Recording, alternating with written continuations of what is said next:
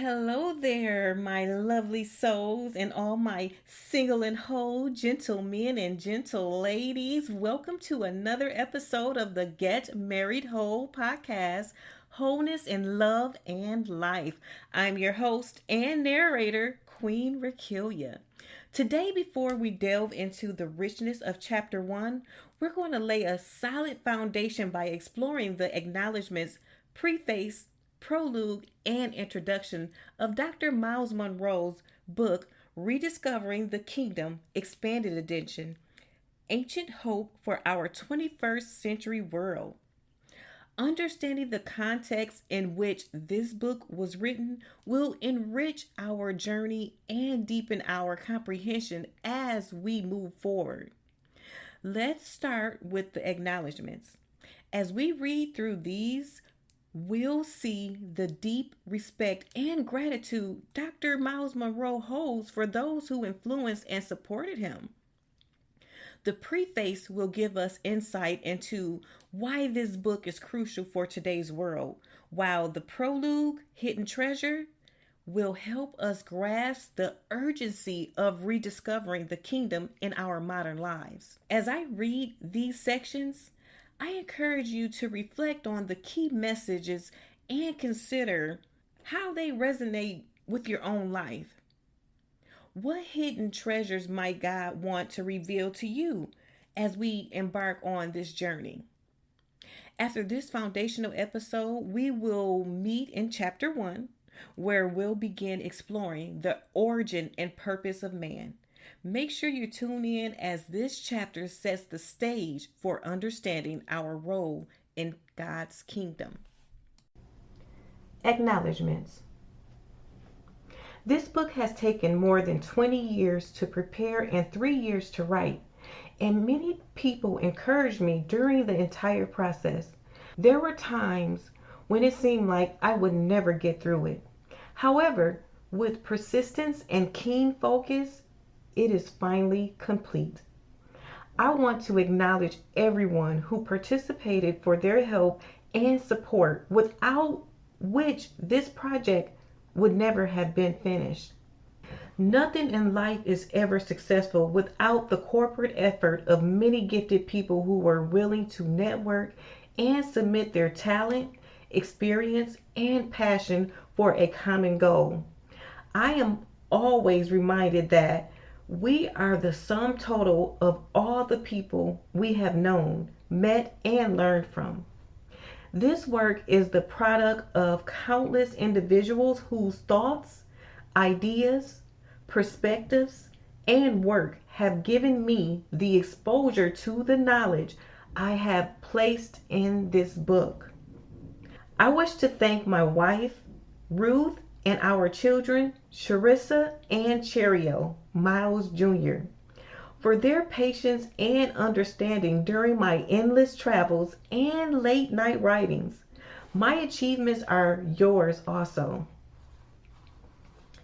I wish to thank my wife, Ruth, and our children, Charissa and Cherio, Myles Jr., for their patience and understanding during my endless travels and late night writing. My achievements are yours also. To Don Million, my excellent editorial advisor and guide in developing this manuscript, you are an author's dream and a gift to many who will read this book. Thank you for pursuing me to get this done. To all the members and staff of our ministry in Nassau, Bahamas, and around the world, thank you for allowing me to develop and refine these ideas and concepts by sharing and testing them with you. May His kingdom come through you. Preface. The greatest threat to the future of the world is religion. Nuclear weapons, terrorism, SARS, shifting governments, military coups, and AIDS are simply tools used by religion. More wars have been fought in the name of religion than any other influence. Millions have died over the past 2,000 years under the destructive hand of religious zeal. Misplaced and misguided religious passion has produced such historical scars as the Crusades, the Inquisition, ethnic cleansing, and the horror of the Holocaust. Why is religion so powerful and controlling? Why is it more powerful than politics, military arms, and scientific advancement? Because religion is not just a social, cultural, political, or ideological factor. Instead, it finds its power in the personal chambers of the soul of the individual. Within the soul, we discover the source of the private motivation that forms perceptions and behavior. Man is more willing to die for the sake of his religion than for any political, social, or ideological reason. Religion is as old as mankind finding its root in the private recess of the human spirit. Every culture, no matter how old or far removed, has developed some form of religious practice that attempts to satisfy an elusive vacuum in the pit of the human soul, crying out for reason, purpose, and significance. For mankind, life on planet Earth has been nothing more than a long, tedious march down the road of time, with each new generation searching for something they cannot define. The long chains of civilization have left undeniable imprints on the pages of history, evidence for our generation that the search continues. From the secrets etched on the walls of ancient caves to the grand archaeological monuments to the remnants of the great empires, man marches on seeking to find himself and make sense of his world. Man's travels through this world have produced a tapestry of religious practices and ideologies that only serve to create more problems than they solve. A brief look at our modern, sophisticated, technocratic, cyberspace age world of today can be the source of fear, depression, discouragement, insecurities, and uncertainty.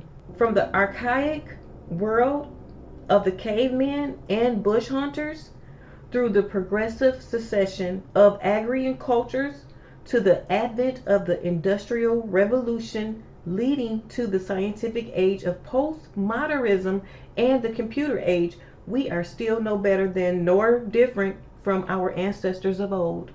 The only difference seems to be the sophistication of our tools and weapons. We are smarter but not wiser. We live longer but not healthier. We have more but enjoy less. We can go to the moon, but we cannot go home to a good family. We have access to more information but know less about life.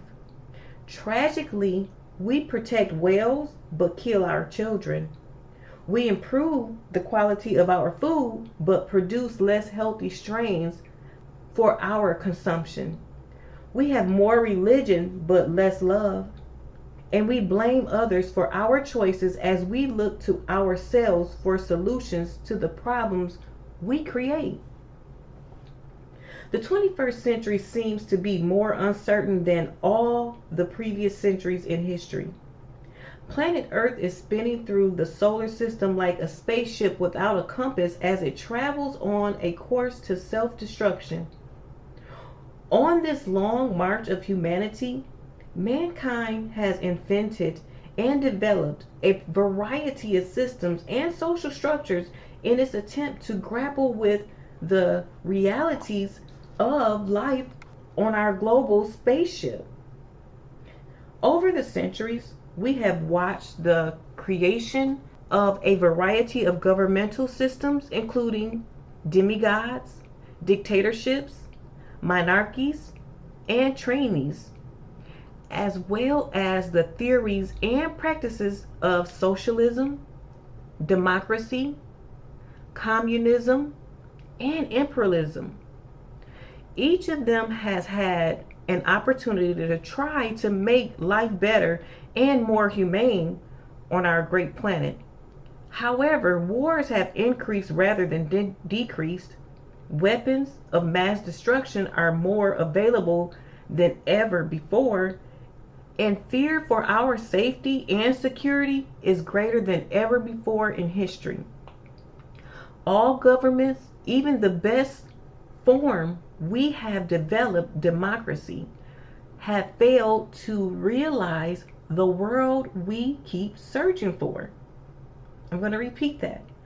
All governments, even the best form we have developed democracy, have failed to realize the world we keep searching for. Two of the greatest tragedies of our modern history were World War I and World War II, when millions lost their lives at the hands of their fellow planet dwellers. After World War I, various leaders joined together and made a promise that it would never happen again.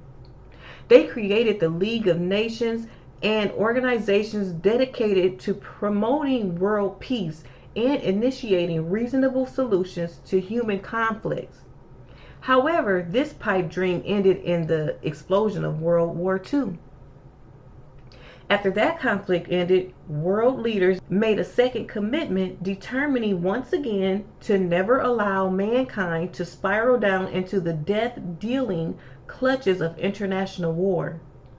This commitment gave birth to the United Nations, a world body dedicated to making and keeping the peace around the world. Yet, more wars have been fought since the formation of the United Nations than before its creation. Today, as wars continue to ravage our planet, the United Nations itself, along with its purpose and usefulness, is under serious scrutiny. I find it ironic that most of the current wars and tensions are products of or strongly influenced by religions. Where do we go from here? What do we do? What is the answer? Why can't we just live together? Why is mankind so frustrated? Why do our cultures keep clashing into each other? And why are our children on the streets killing one another? These are questions that this book is attempting to answer. The solution to our dilemma is somewhere in the middle of our search. It makes sense to conclude that if our world has no answers to the questions it asks and no solutions to the problems it creates, then it might be wise to look to another world for help. Rediscovering the Kingdom answers this very proposition. I am not talking about some weird, impractical, elusive, metaphysical notion of a pie in the sky, but rather a reasonable, tangible, human-friendly solution that responds not only to our unspoken desires about life here on earth, but beyond. This book is about you and your passion to understand life. It is about your search for control over your circumstances and destiny. It is about living life to its fullest and about reconnecting to your true self. You were created not just to exist, but to live a fulfilled and significant life. This book is about that life, your life. Join me as we seek to discover an alternative reality at the end of man's long search for truth. Prologue, Hidden Treasure. The old lady was dressed in what seemed like 7 dresses. Her fingers were exposed despite the fact that she wore a pair of life-worn gloves. She pushed an old shopping cart that testified that it was her mobile home and she lived at the mercy of the elements.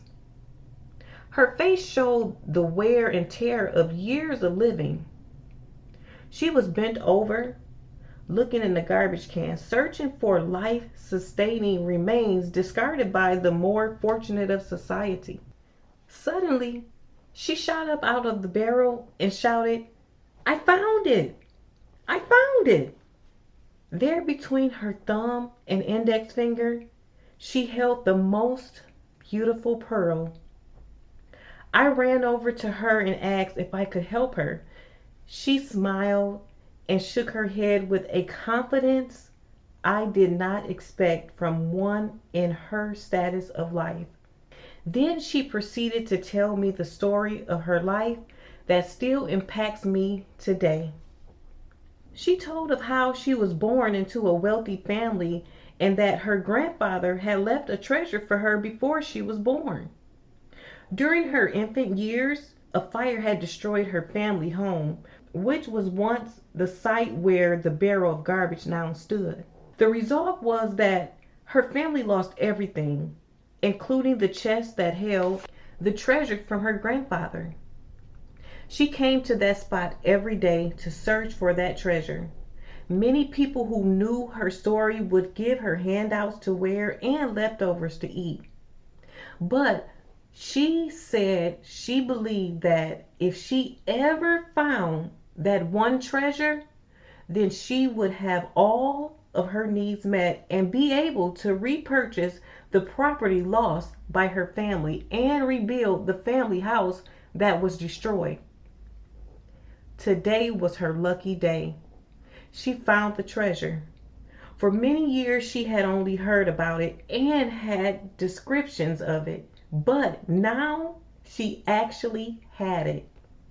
Her life was changed that day and her search was over.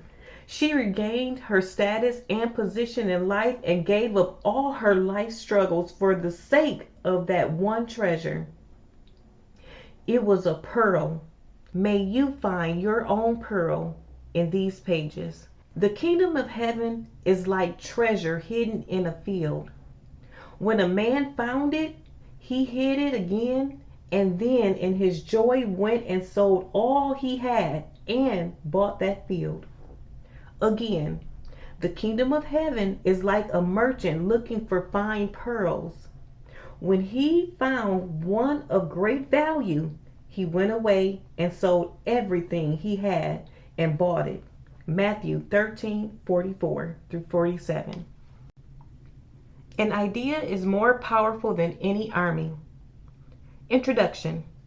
There is nothing more powerful than an idea.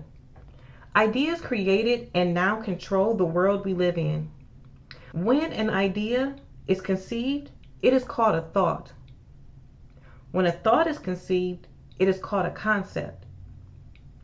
Concepts are the material that dreams are made of, and they serve as the substance for living and interpreting life. Everything humans have made or invented was first perceived by an idea. As a matter of fact, inventions are often called one's brainchild. In essence, the mind can be impregnated by ideas that develop into concepts that become visions that produce reality. Concepts are to life what the blood is to the body. Perhaps this is what the great King Solomon meant when he wrote over 3,000 years ago, "As a man thinks, so is he." You are and become your concepts. Psychologists describe our value and estimation of our life by the nature of our self-concept. Concepts rise in value as we consider our perception and interpretation of life. Human communication is solely dependent on concepts. We can only understand life to the degree that our concepts are correct. As a matter of fact, the purpose and goal of communication is to transfer your ideas and concepts from your mind to another mind. Therefore, communication is only successful as the sender's concepts are received accurately and properly understood by the receiver, and vice versa. If your ideas are wrong, then your concepts are wrong, and consequently, your understanding will be inaccurate and incomplete. You can only understand properly if your concepts are in alignment with your ideas, and your ideas must be based upon God's dynamic truth. The original concept is always in the mind of the sender. In this state of the thinking process, it is called a precept. Simply put, a precept is an original idea. Therefore, in order to understand the original concept, you must have a clear grasp of the precepts of the sender of a message. The heart of understanding is precepts and concepts. Error is a product and a result of what is called misconception. In reality, the receiver misunderstood the concept of the sender.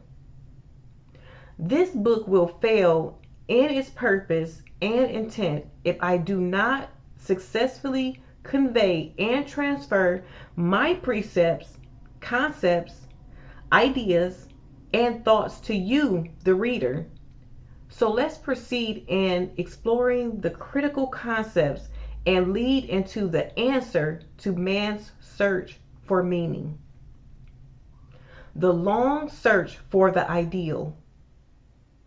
In every generation since the beginning of time, the dreams of utopian society has motivated and sustained the passion of mankind, producing highly developed cultures and social systems as they move forward in this pursuit. The driving force and desires for the perfect world finds its way into every civilization and has been the source of inspiration that has led to the invention of psychological ideas, social infrastructures, and even religions, all having some kind of impact on our contemporary communities. This force is centralized in man's search for the ideal. Passion for the ideal produced in many ancient cultures is the dream of a Masonic vision. This is the belief that somewhere in some distant future, from some unknown place, a person would come who would provide the answers to all our problems. He would establish the ideal world free from pain, hatred, fear, poverty, and other social ills. A world of peace, love, joy, and harmony among all mankind. This search and desire for an idyllic world is the source of the development of the concept called ideology. Ideology is the most powerful energy that has impacted the lives of people over thousands of years and continues its effects to this very day. An ideology is the formulation of ideas and thoughts that have been pondered, developed, refined, defined, and formalized. These ideas are also defined as philosophy or a way of thinking. Some of these formalized ideas have produced schools of thoughts, which became the foundations of theoretical and ideological premises for the creation of systems of governing communities, societies, cities, nations, and the world. On the negative side, some of these ideologies have been the source of injustice, destruction, oppression, mass poverty, depression, and social terror. These ideologies have carried a variety of labels, and over thousands of years, they have emerged, submerged, and then reemerged in succeeding generations. Some of these labels are quite familiar even in our generation: imperialism, socialism, communism, dictatorship, humanism, deism, democracy, monarchy, and communal living. Many of these have been tried, revised, integrated, revived, and have been the source of many social experiments. Yet, no matter how much man has tried to recreate his world, the fulfillment of his hope and desire for utopia still eludes him. Our most recent attempts have led to the advent of the ideology of individual freedom and the admirable concept of self-determination and a just society, which we have termed in our modern civilization as the democratic ideal. Despite the fact that this is the most civil form of national governance and social relations within a society, even this has not manifested the utopia its founders dreamed of.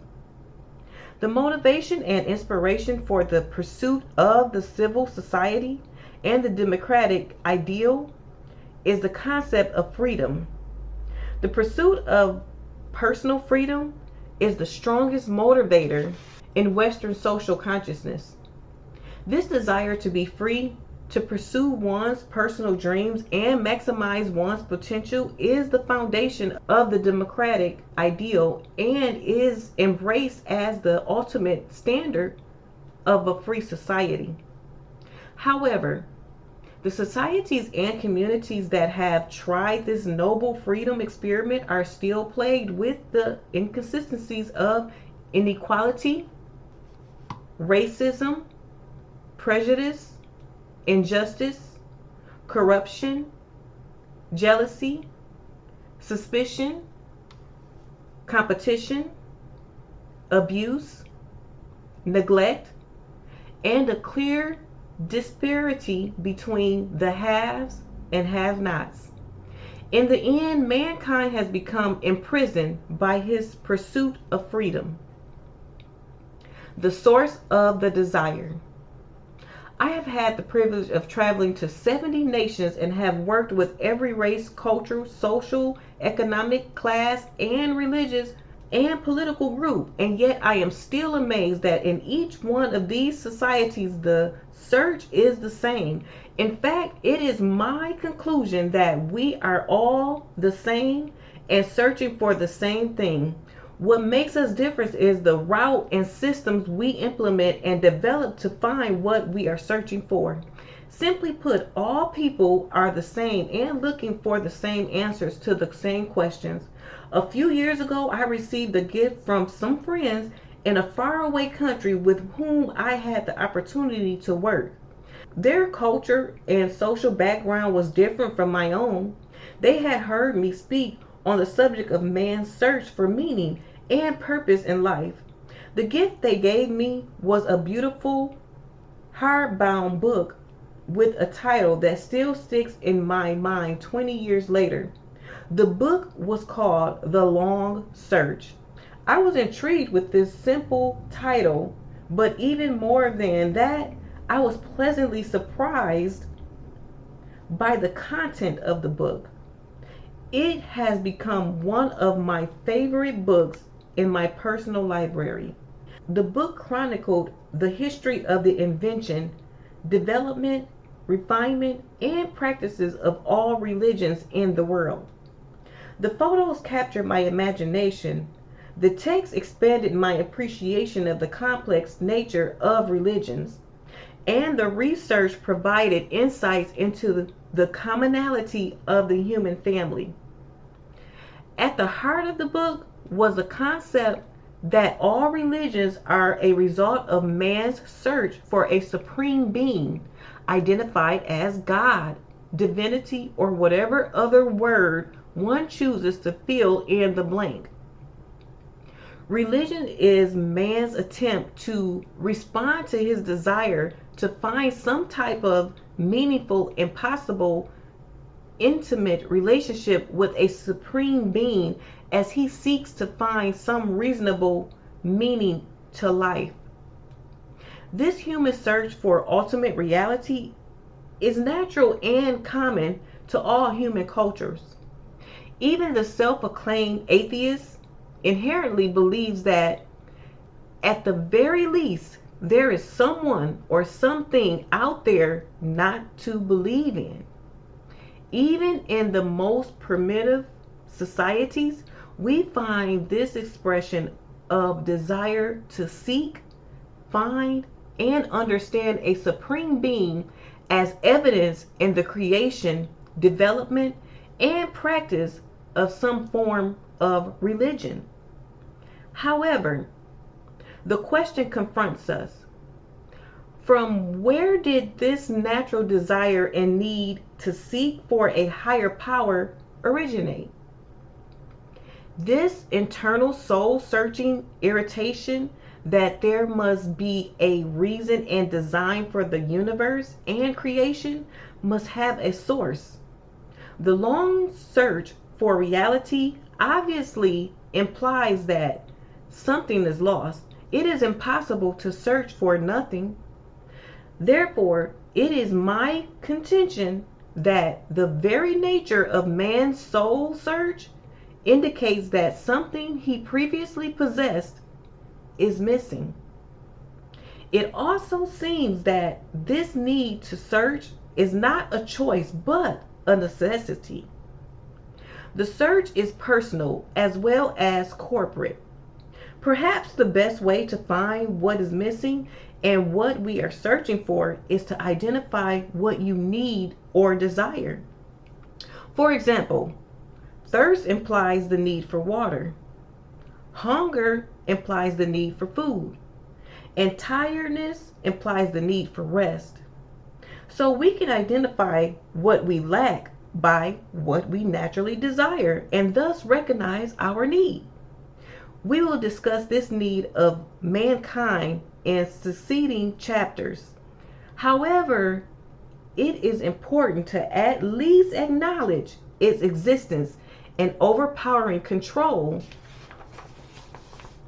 over all mankind, and to also appreciate that this deep need controls and dictates man's behavior both individually and corporately. Identifying the need. I have spent over 40 years studying and researching this phenomenon. First in a personal pursuit and then also in a lifelong commitment to help others find some answers to their dilemma. I have come to the conclusion that the common pursuit of all humans is the pursuit of power, the desire to possess the ability to control one's circumstances and destiny. I know this may shock you and perhaps cause you to go into denial. Most of us would not want to admit that we desire something as frightening as power, but the reality is that this is the basic desire in every human heart. When I use the term power, I am not referring to the tyrannical, oppressive, dictatorial control of people, but rather the ability to control one's own circumstances and environment. It is this lack of control over our daily lives, situations, and circumstances that make us feel so helpless and live as victims of life. For most of us, life is simply a daily struggle as we try to stay afloat in a sea of uncertainty and pressures of all sorts. At the same time, we wrestle with a sense of dignified slavery to the institutions of societies. Our desire and passion to gain this power to control our circumstances and environment is the motivation for our behavior. We strive to gain possessions of influence in order to accumulate financial wealth. We seek the power that money promises, political and spiritual power, the accumulation of status symbols, superior knowledge, and many other forms of controlling dispositions. I believe this pursuit for power is simply the pursuit of dominion over life. This human preoccupation and desire for power and dominion is also the fuel for man's obsessions and progressive development in all disciplines, including political science, social science, biological science, technical science, spiritual research, economic research, and all other aspects of the human experience. The research of this power search is found in the long human march toward modernization. Over the past 6,000 years, mankind has tried and continues to try to control and tame the environment through the inventions of primitive and modern instruments. For example, in science, he tries to stop the aging process, improve the quality and length of life, and produce every type of pill to solve a myriad of problems. Ultimately, his greatest challenge is to prevent the reality of death. No matter how far man thinks he has progressed, the ability to achieve dominion and power over life and death on earth still eludes him. In fact, in light of all the uncontrollable social ills, health, epidemics,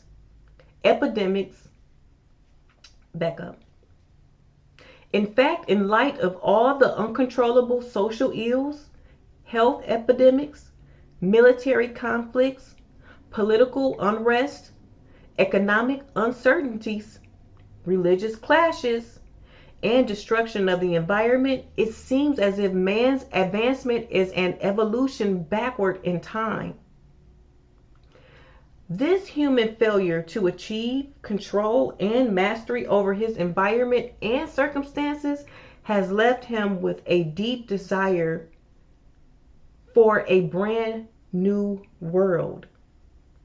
The human spirit longs for a world he can control where circumstances are at the mercy of his will. This is the greatest human desire. This is also the source and motivation of religious and spiritual development and practice. In every religion, we discover the component that promises power to control circumstances and even death itself. This explains why the deep, dark, secret practices of witchcraft and spiritism are so attractive to millions. They promise power over people and circumstances. The human spirit is possessed by the desire to dominate, rule, and control the personal, private world and the environment. Man in search of the ultimate governing power of dominion. The desire to power is inherent in the human spirit. To understand this desire for power, it is necessary to understand the original purpose and design of mankind and the assignment for which he was created. There is no greater pursuit of man than the pursuit of power to control our circumstances. After this foundational episode, we will meet in chapter 1, where we'll begin exploring the origin and purpose of man. Make sure to tune in as this chapter sets the stage for understanding our role in God's kingdom.